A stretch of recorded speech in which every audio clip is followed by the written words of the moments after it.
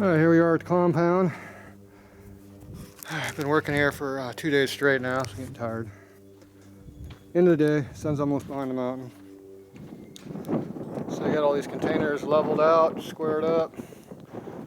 Moved over a little bit further. Some more area. Getting the dirt pounded in, more like broken up, but I put a lot of dirt underneath there, filling in the gaps. Leveling it out a little bit. And you can see the railroad tie under there. So we slid this container over about 3 feet or 4 feet. Dug out all that dirt right there and stuffed it under there and leveled it out. So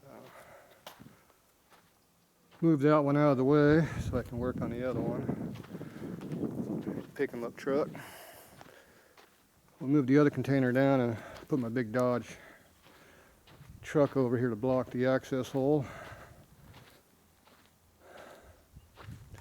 They're not going to come through there very easily. Get some more of my flathead blocks. Lincoln, big motors. That's my Hemi powered Dodge truck. 59, last year of a Hemi. 354 truck motor. There's the water supply. And I got this container all leveled out, so we filled that side, dug out that side, filled in its whole length, and dug out the other side. There, does that make sense? Driving back and forth. When the sun goes down, it gets dark and cold real quick. So I moved this container here out and down, because my hole was only 8 foot wide between them. So now it's more like the one not far in down there. The ground's getting hard. Not super flat, but good enough to drive on. So to get the more room over here, I slid this one way down. So slid it down 7 feet. So I can still open that container out with 1 foot to spare to get long stuff out. But when you go at an angle, you got plenty of room. So I should have right at 20 feet right now, if my measurements are right, which a lot of times they're not. Oh well. So this container now is full of junk that used to be in that container over there. So after I got that leveled, now I got to empty this container back out, put it in that container, and then I can move this container right here. 20 foot was about the edge of this container, I think. Somewhere in this area over here. So that's 40 feet from there all the way over to this other container.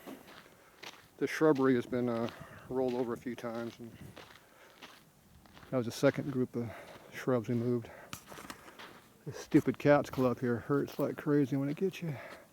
They call it cat's claw because those needles there are like cat thorns, claws. Nail you. So there's my signpost. So now I'm flush with it almost. So this container was full, now it's empty, more or less. So, but now it's pretty level.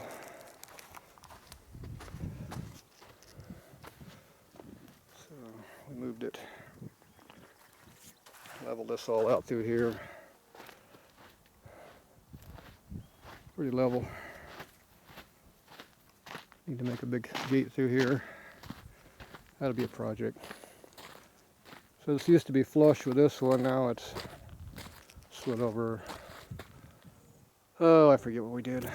Somewhere between 4 and 5 feet. And I had the gap almost at 0, but now we got about 1.5 inches back in it now. All the back and forth moving. So this is all in there pretty good now. Something here so dirt bikes won't drive through.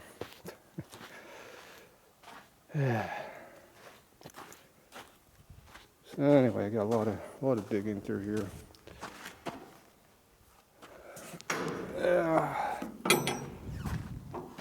So I dug this all out, and I got to fill it all back in with dirt so I can have a ramp to get my forklift in and out. Oh, back hurts. So most of that mound of dirt there will be going over there. We'll have to dig that mound out for the door to open, so that dirt will go over here, minus the trunks and shrubs and cat's claw. And I'll just keep driving over that. It'll level out on its own. And then I gotta level this all out. This is where the ramp used to be over here, so now I gotta dig this all back down flat. So when I put the container in here, it'll be square and flat. Never-ending task of leveling. Done by hand. Using that tool right over there. Recognize it? Oh, that's my pickup truck right there. See, that's how you move dirt. And that's one of those container wheel, trailer wheel things there that go in your container. That's one of them. Anyway, I had to move it back over a couple inches, so I used my cheater chain. So yanked it over a little bit. If I don't like it, I'll hit it back with a forklift and move it the other way. We'll see what I like doing. Anyway, I'm getting pretty good at moving these containers with these trailer wheels on there. So this is how they go. So these are my trailer tires, my spares. So this here pins into this at an angle like this. Then you rotate and then it slides up. It locks in. Set the hole down in here. And then you put the pinch bolts right here against it to hold it so it stays put. Then you pick up that end down there with a forklift and you put this thing wherever you want to go with it. But it's 40 feet long, it doesn't turn very well, so it's fun moving them. And I'm getting pretty good at it. So this is the one that was over here, so I had to yank it out and back it into here. And not hit anything. So we were within a foot of the truck and we came back and removed it. So there you go, there's a real truck. That thing's a tank. The forklift barely picks up the back of it. Barely. Kind of drags the tires. It's got air brakes, so they're on. Doesn't roll. Another container. Ain't got much in here. These are the lock boxes I made up. They go in there. That locks them up pretty good. I'll put a couple on there. And if I really care what's in there, I'll weld them shut. All right, sun's going down. Got about a half-hour light left. All right, well, there's our update. Oh, I also made a sunshade on my forklift so I don't keep burning my neck. Put that on today.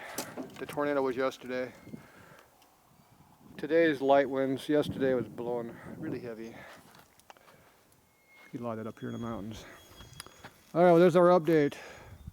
Working away. Still haven't made the big move of all the parts yet, but we're doing all the stuff you do beforehand. Anyway, there you go. I'm tired. Time to get out of here. Talk to you later.